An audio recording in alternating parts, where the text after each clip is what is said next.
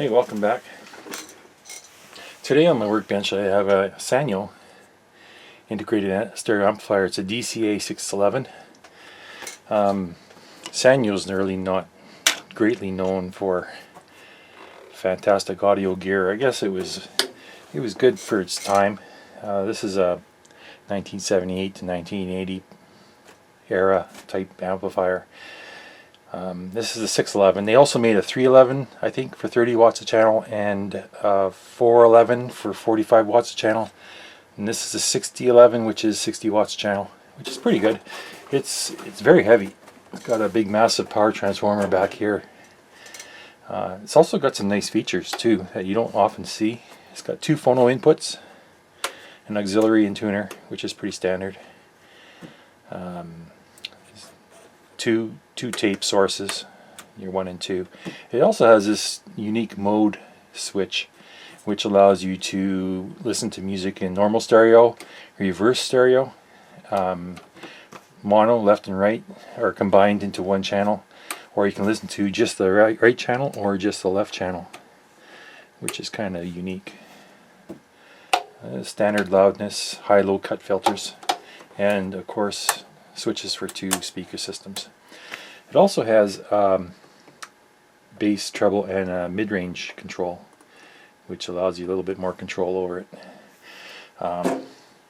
This thing's been sitting for a lot of years in my basement, and I think I used this for quite a while, many years ago, probably a couple decades now. I had it set up as my main amplifier, and it works okay. It works good. It sounds good, and you know, it's got plenty of power. But I just want to take a look at it. I got it plugged in here, and I got it connected to a 40 hertz tone, pure sine wave. Click it on. It's got a delay, and the relay clicks in the back. Okay, so we are feeding.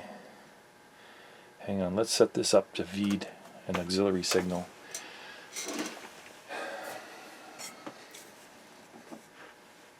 Just stand by for a moment. Okay, so now I've got it set up to feeding a 1/2 volt signal, 500 millivolts at 40 hertz into the auxiliary, and I got a speaker here set up on one channel only, and I got dummy loads on the other. We have to turn on the signal generator. There we go. Okay, so let's see with a different frequency.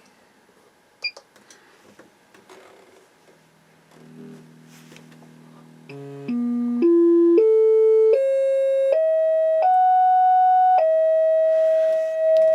not getting anything out of the power meters. What I'm going to do is I'm going to switch it to the B speakers, and then we can test. I have an 8 ohm dummy load on the B speakers, so let's test this out. And I'm not getting any movement out of the power meters. Okay, so what I've done is I've hooked my scope up to one of the channels, and just to monitor what's coming out of the speaker connections. I had to up the input to 600 millivolts just so I could go full range. So I'm now able to, here I'll turn this to see the scope. If you can see what I'll do is I'll turn it up until it starts clipping.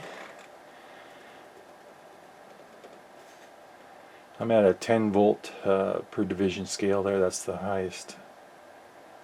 Okay, right there is clipping. So back it off a bit, and I'm at 33.6 volts peak to peak.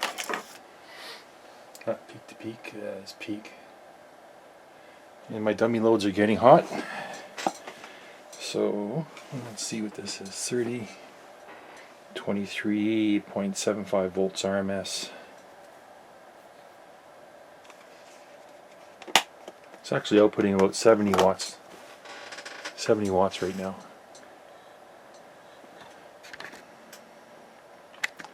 70 watts per channel. That's just before it starts clipping. But I got nothing on the power meters. They move a very small amount. They should be full scale right now. And, ooh, we have a little problem here. I'll put this up and show you. I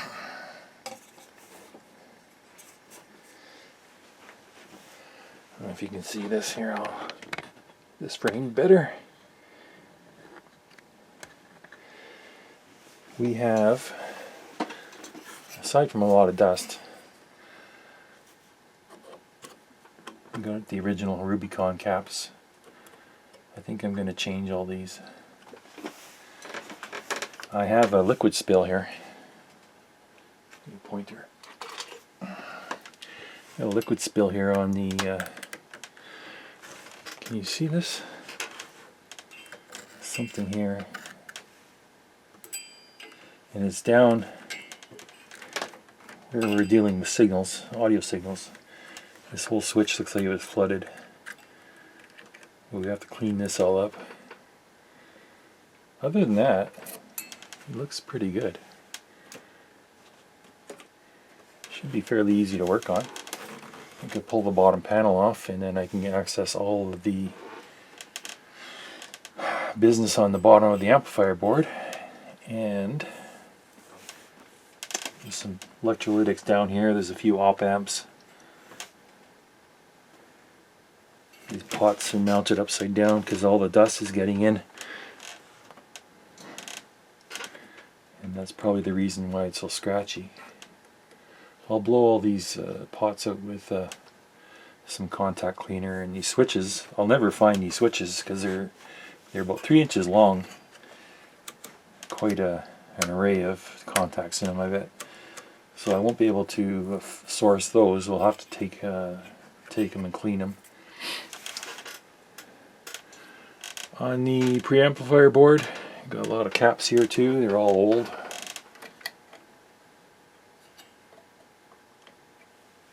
And where's the phono preamp?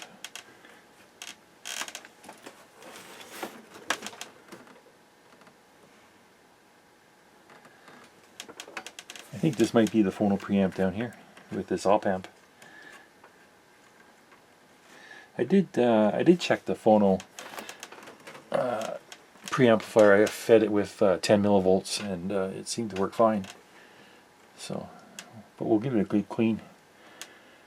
Okay, I'll start by getting some caps together. Alright.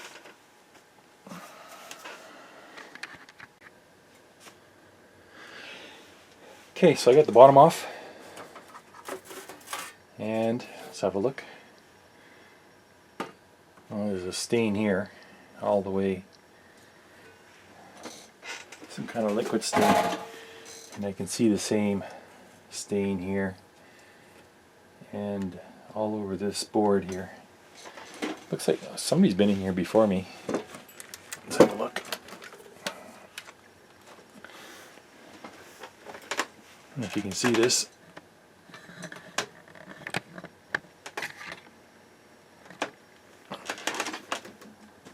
We had some traces that were vaporized and somebody put some bodge wires here. It looks like these Darlington packs were replaced once upon a time. And it looks like somebody has been doing some soldering here. But this will all need to be cleaned up because it's got some kind of liquid on it. Dried up. Cobwebs. One thing to notice is that this is this here. I don't know if you can. I'll make sure you can see it. This here is all 120 volts, and nothing's insulated. And the last amplifier I worked on, it had all the 120 volts was insulated, and but this one you got to be careful. You unplug it. Look at this.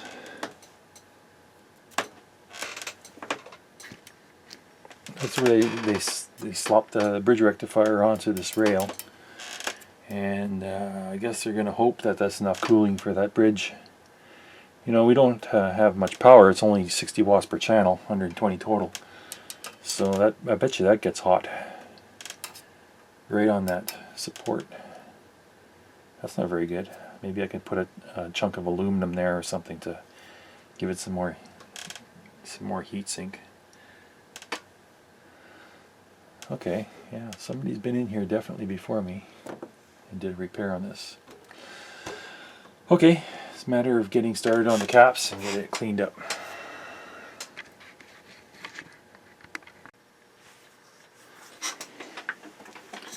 I was just in the middle of working on these caps, and I just wanted to show you something that was pretty common back in the 80s and 70s when they were working on consumer electronics. Is they used to put this goop. It's not hot snot, and but it's some kind of a glue that they use to, and it's smeared all over the board. You can see spots. They put it on all the large caps to kind of keep them from vibrating, which is fine. But the problem with this crap is it over time it becomes conductive, and it can actually create passive current leakage. So I usually just take it all off without trying to see. That stuff is really sticky.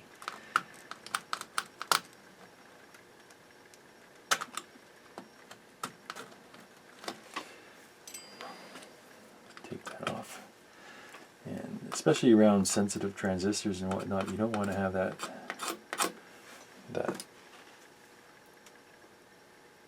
I don't know what it is, but it sure is a pain.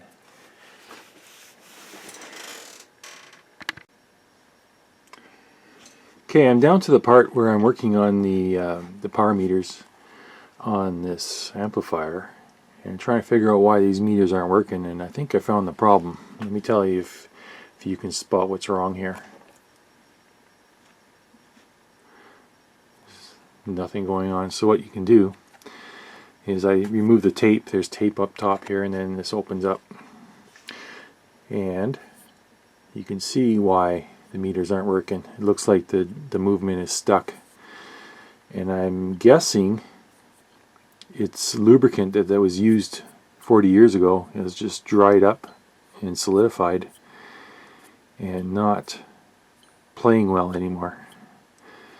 So what I tried here is I got my signal generator, and I'm feeding it a 2-volt triangle wave, and I set it at 4 Hertz. And we just connect this up, positive to positive, negative to negative,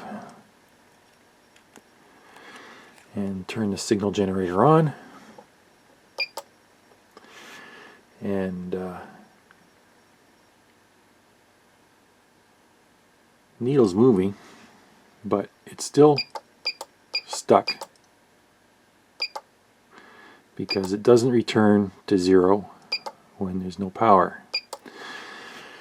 So I think I'm going to have to disassemble this movement and spray in some kind of a solvent or cleaner to get that old lubricant out of there.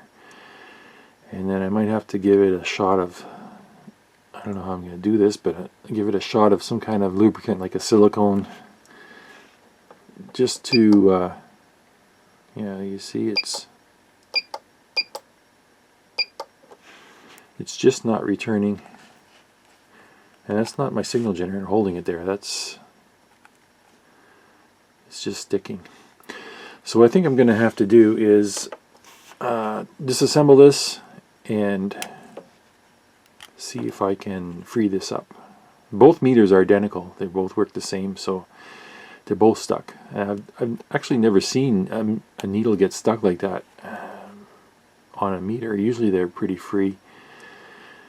And if all else fails, if I destroy the movement, I might have to take the scale off of this one and move it to one of my meters I have in my parts bin. See if I can find the right size and shape, and getting the coil resistance. Coil resistance is about 550, 600 ohms, so that shouldn't be too much of a problem. Seems like it's a pretty standard value, but even if I did replace the movements, I'd have to recalibrate the meter display. So let's go on with taking this apart. I don't know if I can do this with a camera in front of me. It's pretty delicate work. Take this off.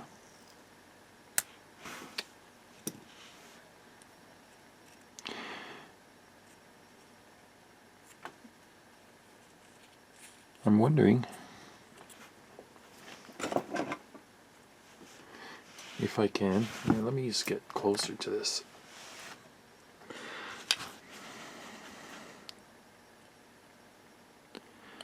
This is the adjustment for the spring, the clock spring.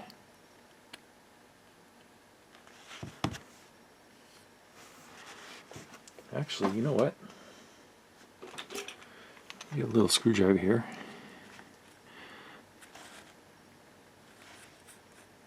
I'm just going to pry up on the armature of this and see how it falls back to zero.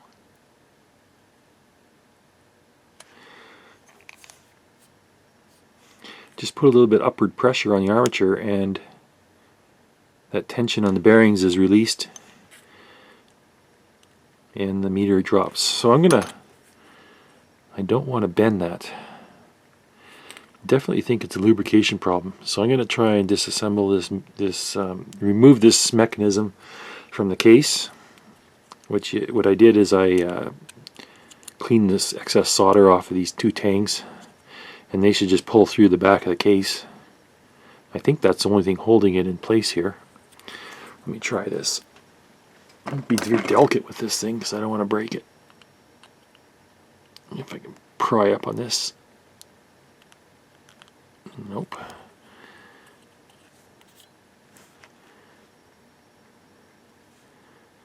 That might be a retainer right there.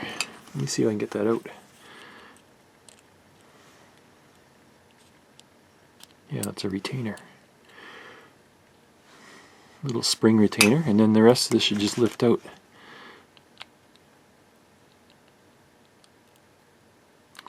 But it's stuck here. So I'm going to fight with this off camera, and then we'll see if we can get it out.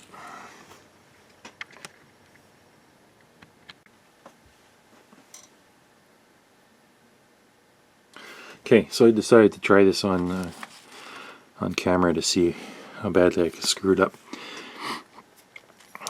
I pulled out the retainer. Where did it go? It's underneath. Yeah. I laid this piece of paper down just to get it off the carpet. So I got a couple of things here I got to deal with. I got the little foam block. And you can see that there's a little foam block in there. And then I have to get these pins through the plastic without pulling the internals apart. So I might have to just push this out. But first I'm going to get this foam block out, and I can't seem to. I tried pulling on it with tweezers, it's not working. I just try this dental pick. Maybe I can hook it. Get in behind there and give it a pull. I hope it's not glued in place. And it appears it might be. Looks like it might be glued in with double-sided tape on the top. So I might just leave that foam block in place and just try pushing this out as an assembly.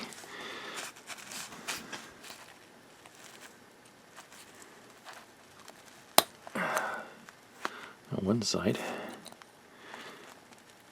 On the other side. Yeah, it's coming out. Look at that.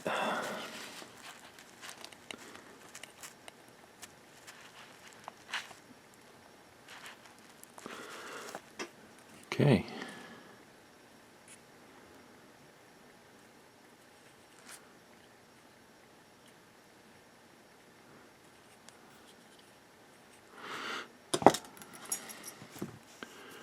What do I need here? I need a screwdriver. Where is it? Oops. What the hell was that?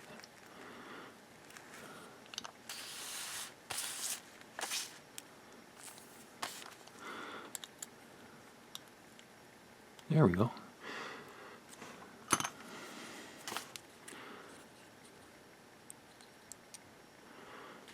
Okay, now we're rocking. So what I gotta do is figure out what I can spray on that. Let me get some contact cleaner.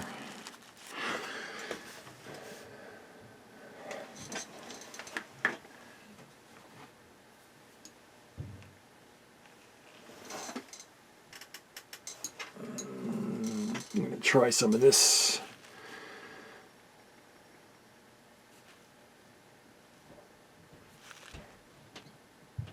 It says it degreases, so let's give it a try. Let's get some paper towel happening.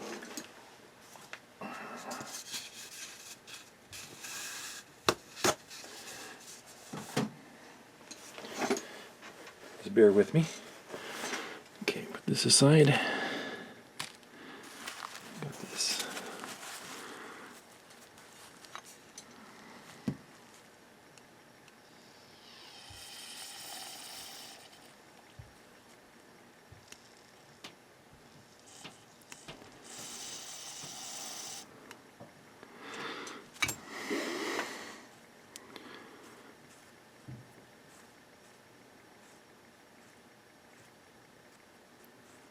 I don't know. I don't think it's working.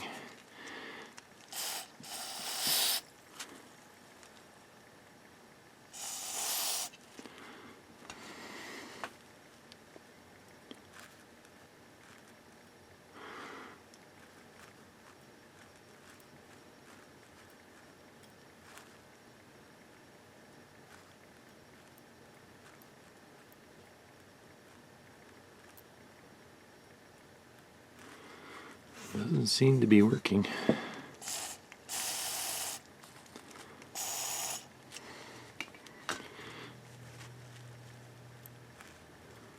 Maybe it's loosening up a little. It's not returning to how it should be though.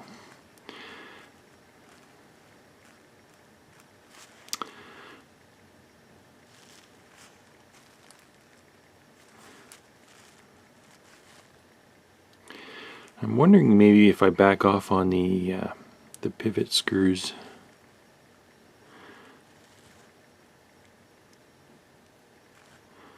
I'll just keep trying this.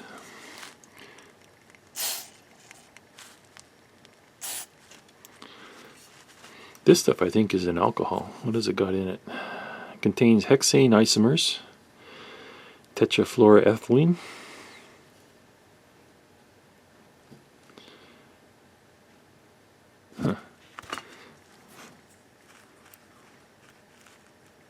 getting a little better.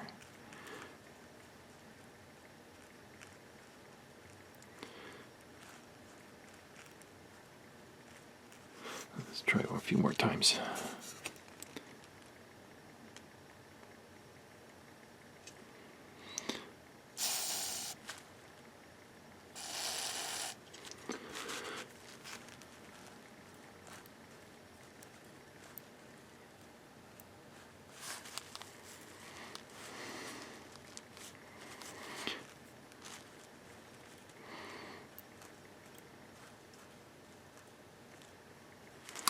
Let's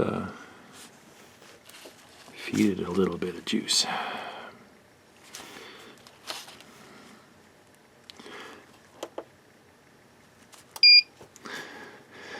Okay.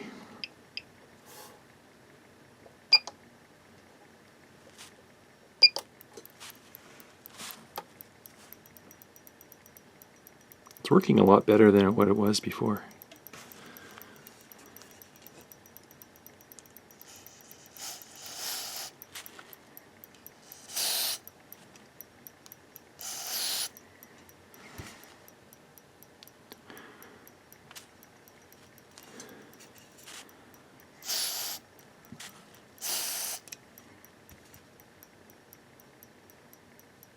I'll just let that run for a bit.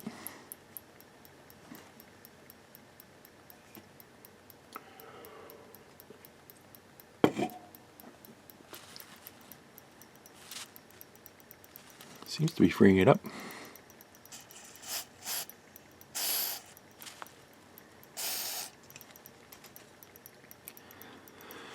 increase this frequency. Let's turn up to 5 hertz. 6,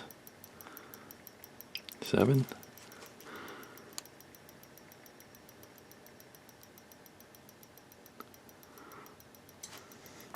8.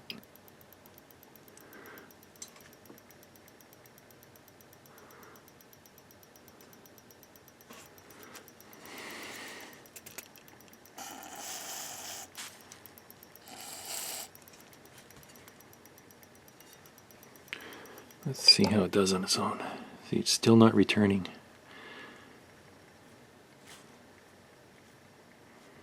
Not the way it should, it's still sticking.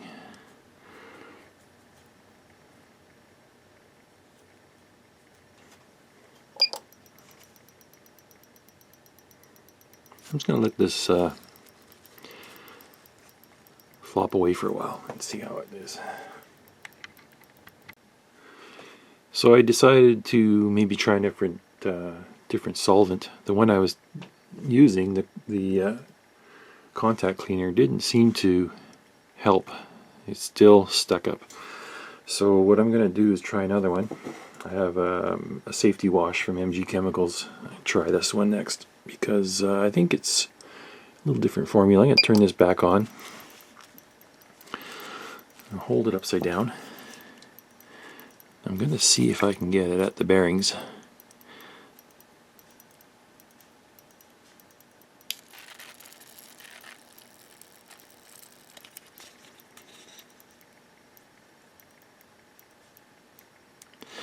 And just let that one go.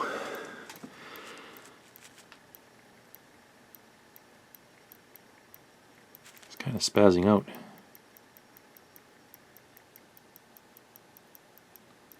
I got it set to 5 hertz.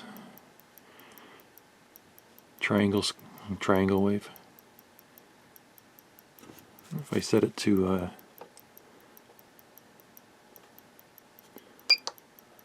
the sine wave,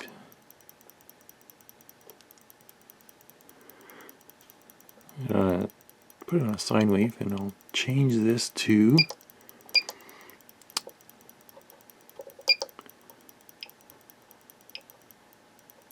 turn down the amplitude at 1.7 volts now. Doesn't seem to be banging so hard. 1.6.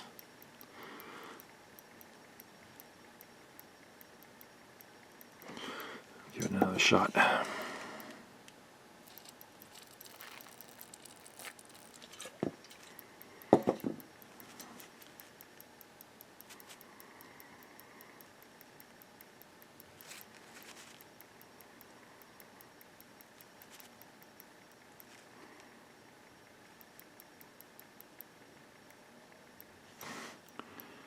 A poor connection.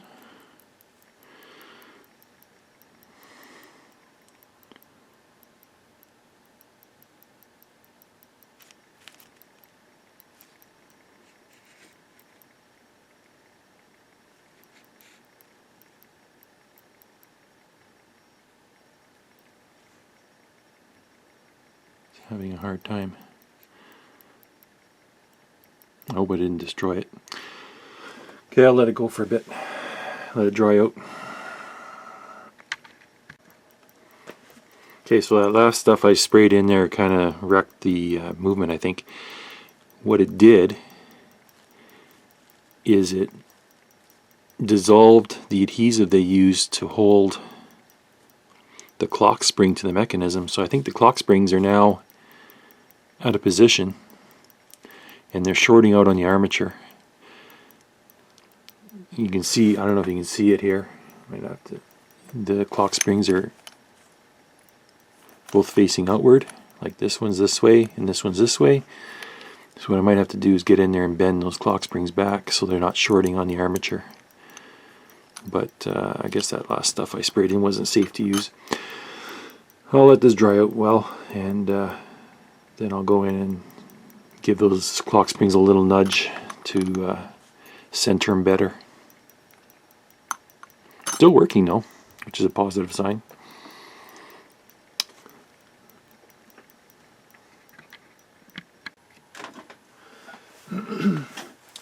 Okay, so I let it dry for a couple hours just to let the solvents evaporate. Went and had lunch, and we're still not any better off. At least the clock springs have straightened themselves out. They look to be aligned now, so if I turn this back on, it's still working. But I think what I'm going to do is I got one of two choices here from now. The cleaning part didn't seem to be successful. I have one of two choices. I can either try adjusting the bearing screws, adjust them out a little bit to get a little more clearance, or I can try bending the armature, which I really don't want to do. So I'm going to get a micro screwdriver here, and it fits.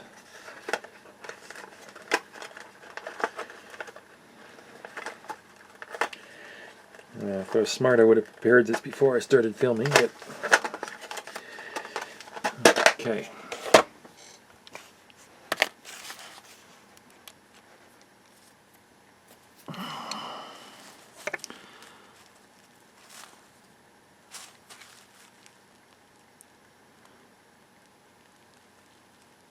It's probably, it's turning. There we go. I gave it about 1/8 of a turn. Look at that. Looks like it's...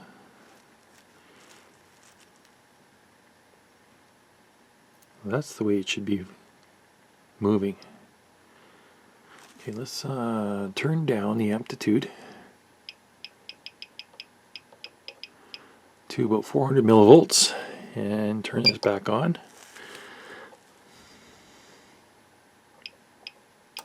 Oh, I don't even have it connected to the generator. Dummy.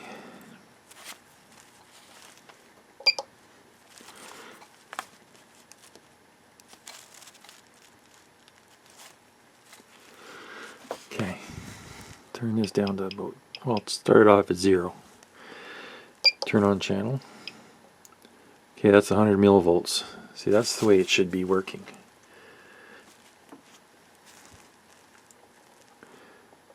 $200 millivolts, 300, 400. Okay, I think we're done with this. Put it back together.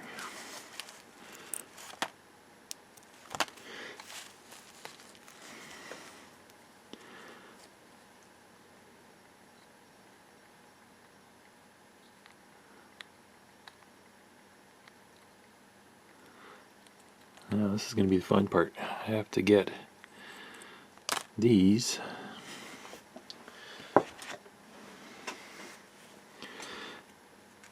let's straighten this out.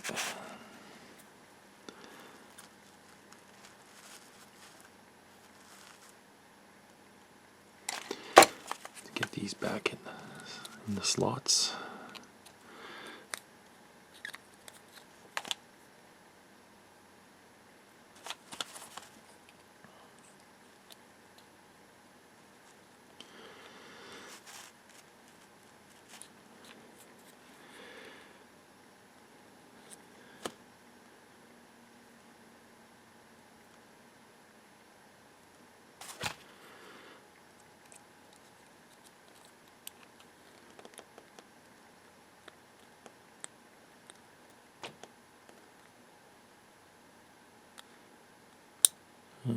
It's going to be harder to get it.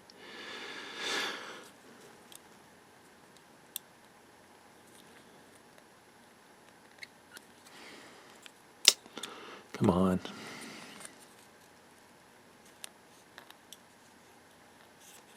There we go.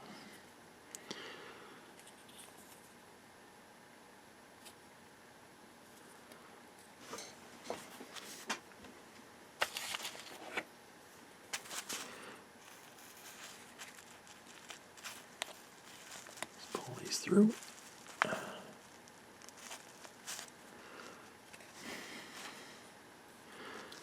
think it's fully seated. The retainer.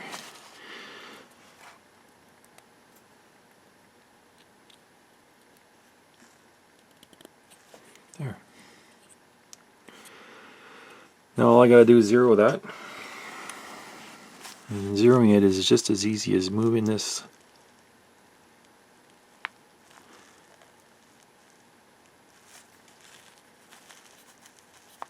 Now, why is it still stuck? It seems to be once it's in the case it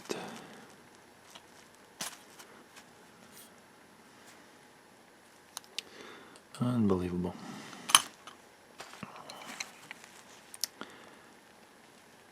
Let's try loosening this one off on the front.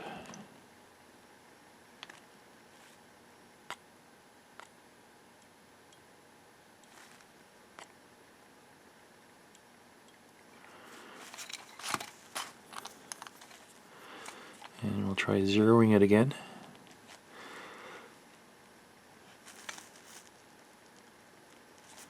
That looks pretty good.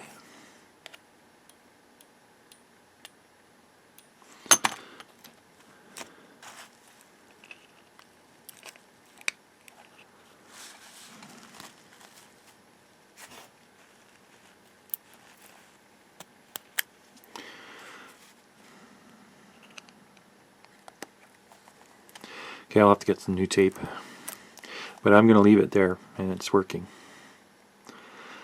Okay, now I got to repeat that on the other meter. Result.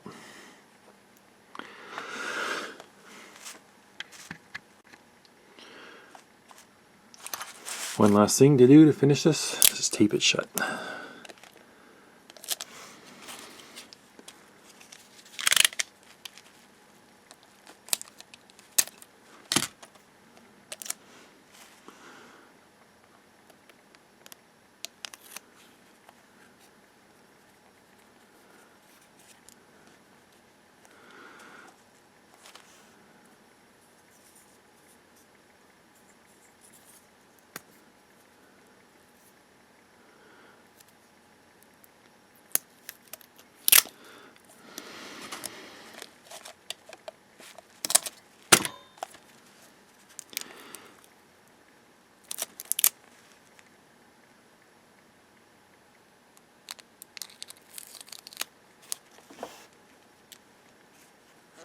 There, finished. Put that back in the amplifier. I'll get the other one out and I'll work on that one.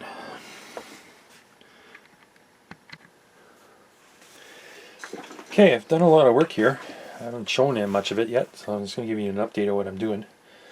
I don't know if you remember, but there was a big empty space here. So what I did is I took this capacitor and I moved it over. It was sitting right here and I moved it over here. And I took the bridge rectifier, which was screwed to this steel rail, and I gave it its own aluminum extruded heatsink, and I mounted it there. So that's going to run a lot cooler now. You got a heatsink or a bridge rectifier that's rectifying 3, maybe 3.5 amps. It's going to dissipate in the range of 5 watts, and that's going to get pretty hot on its own. And that little steel rail there wasn't a suitable heatsink. It was just a mounting spot actually. But I gave it an aluminum heatsink. It's not ideally mounted because the fins aren't orientated properly, but it'll be better than what it was. So I gotta clean up some of this wiring, do some twist ties.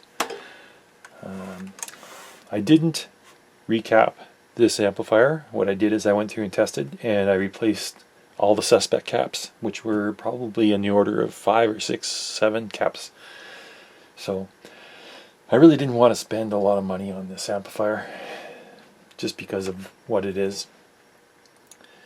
I'm looking at it and I'm still not happy with a lot of things. Like this 22 gauge wire for the speakers outputs, amplifier output is all 22 gauge, power input 22 gauge. It's pretty, I don't know, pretty shady design. When you got a 22 gauge wire, when you can just as easily pop in an 18 or a 16, and it would, make the performance a little bit better. But a few things more I'm going to fix. I might rewire all those speaker connections because, they travel from here to there. That's a good 12 inches and back. That's 22 gauge wire is just, you know, and then they got these cheap little wafer switches too. It's just not good. I'm not pleased with this Sanyo equipment. This power cord, I'm going to change this. It looks really thin and it's really chewed up. If you look at it, it's got one spot here, it's got bare copper. So I'm going to, yeah, it's all chewed up. I'm going to replace this power cord. Another thing I'm not happy with is the high voltage or the line voltage connections. Are nothing's shielded, nothing's insulated. So I'm going to redo this, get some heat shrink on these, just to make it safer for the next guy that comes in here.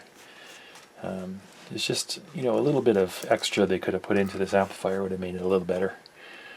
So yeah, it's coming along. It's coming along. I'll give you another update when I'm done the wiring.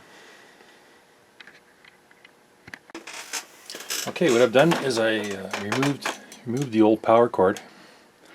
It was all chewed up, non-polarized. What I did is I put a polarized plug on it. It's jacketed, so it's all nice and up to snuff here. 105 degrees C, 18 gauge.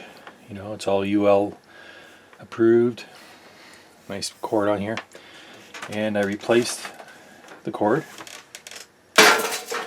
What I did is I rewired the primary because I wasn't happy with the way it was. I don't know if you can see, this is pretty small.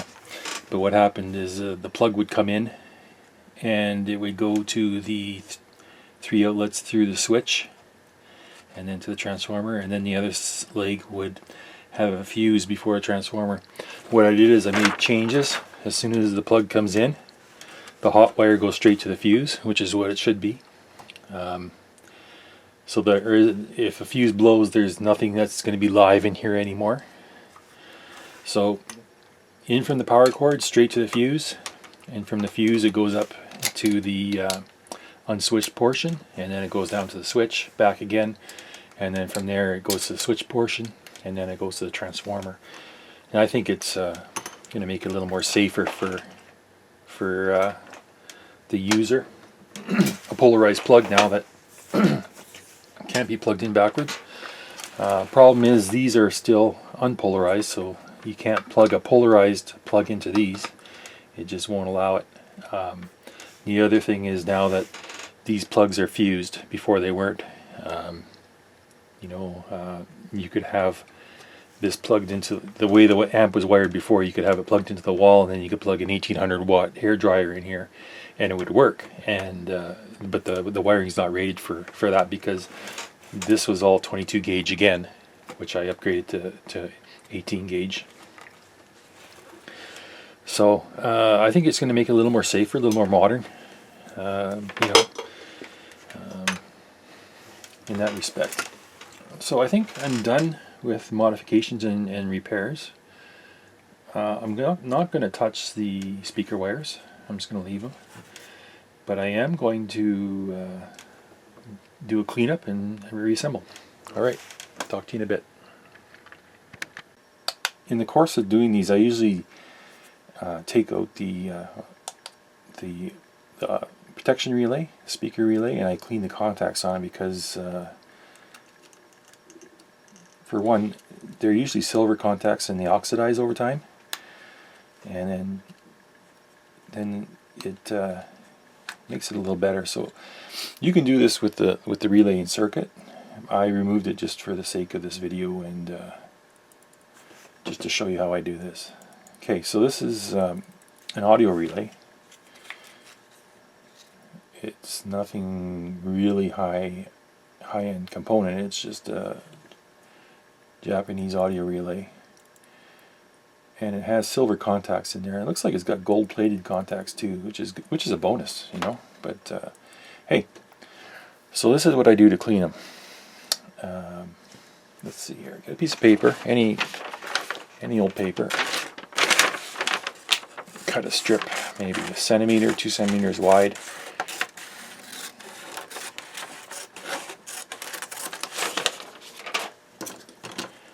What we want is a strip of paper that's going to fit in there. So just fold it in half to give it double thickness. There we go.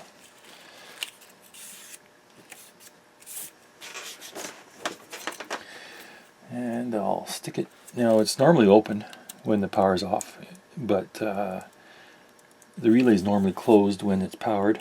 So you want to get it on the, set this into the open set of contacts. Get this little thinner. Just feed it in there. Try not to damage anything. Some of these can be pretty delicate. Okay, so you see I have the paper in between the lower contacts and the just give this piece of paper, if it's soaking, press it down and drag the paper through. The paper acts like a mild abrasive, and then you can give it some more and just drag it back the other way.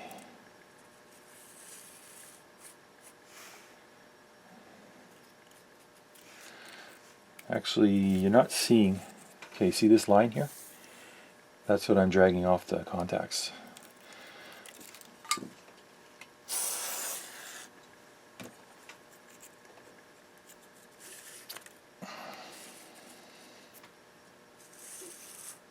Give it a few times. Pull it out. And if you look with if you have an eyepiece or a magnifying glass or a microscope, have a look. And it looks like all those contacts are a lot better now.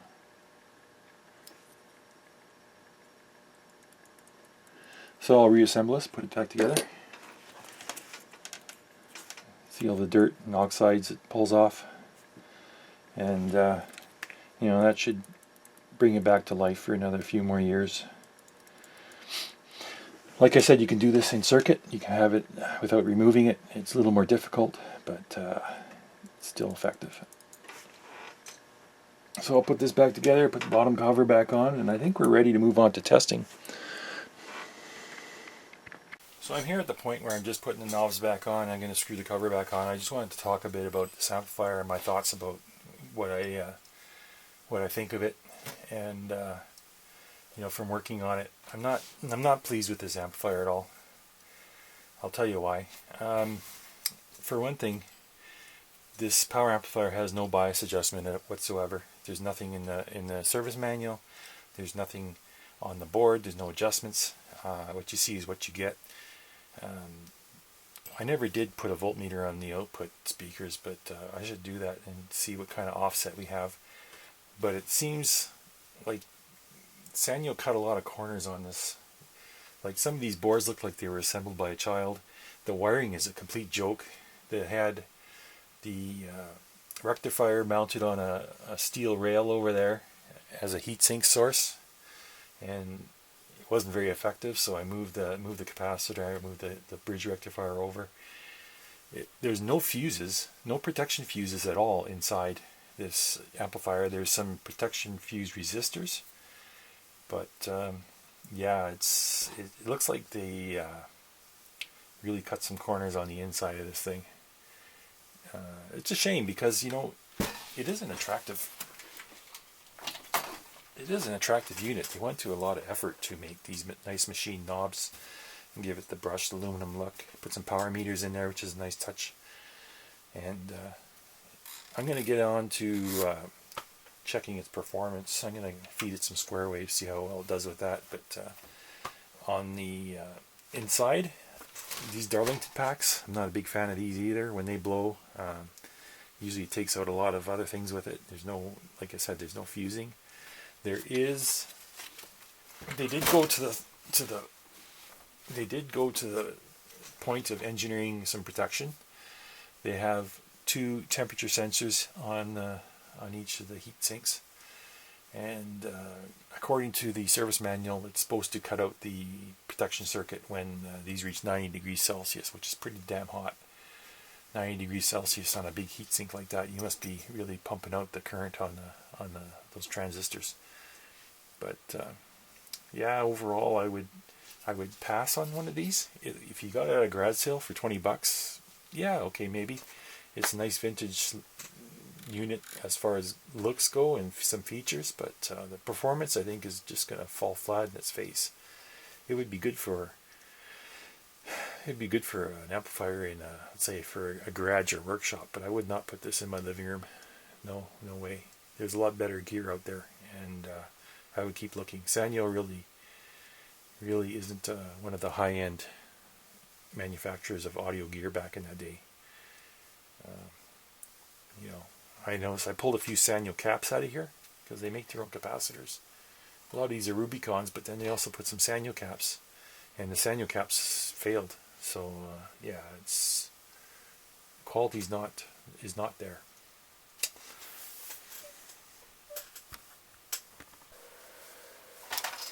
Okay, so we got this back together. Let's see how it does on the test here. What I'm doing is I'm feeding in 1000 hertz square wave, and let's see what we got on the scope. Turn this thing on.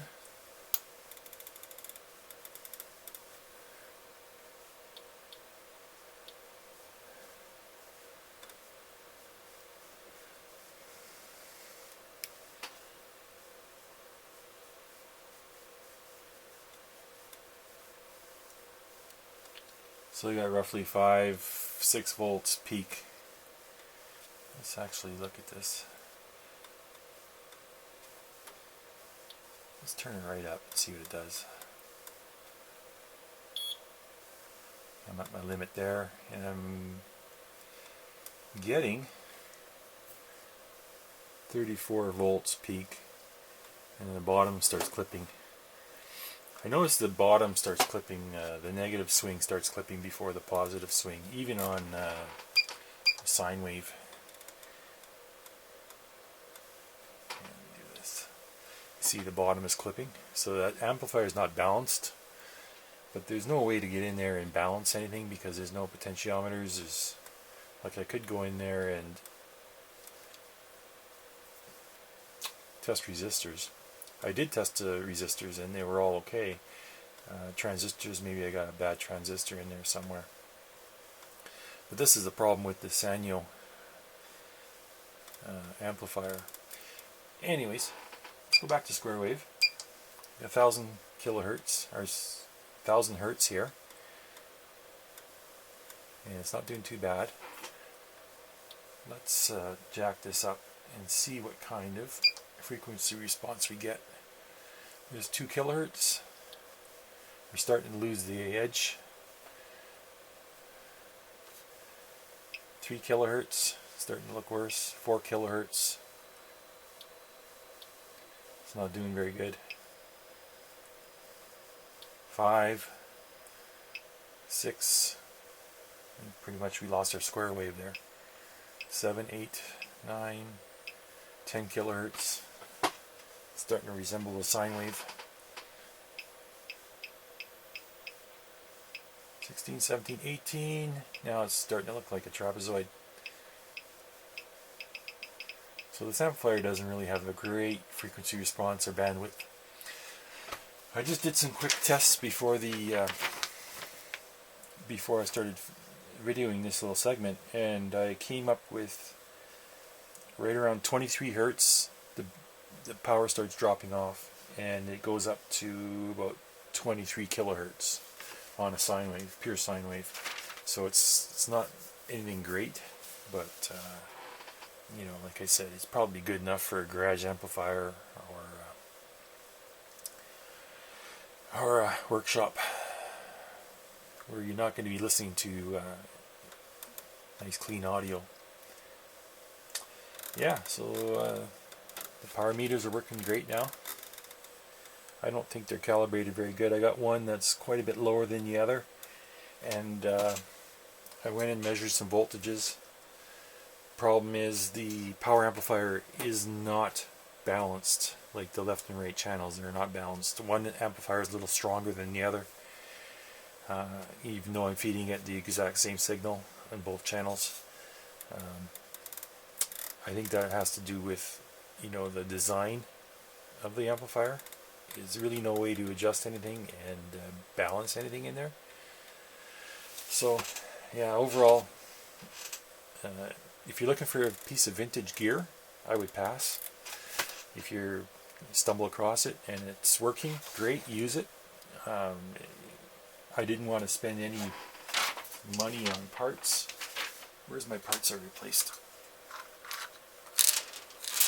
What do we got here? We got like 8 capacitors, and even that I didn't want to spend any money on those capacitors. It just really wasn't worth it to me.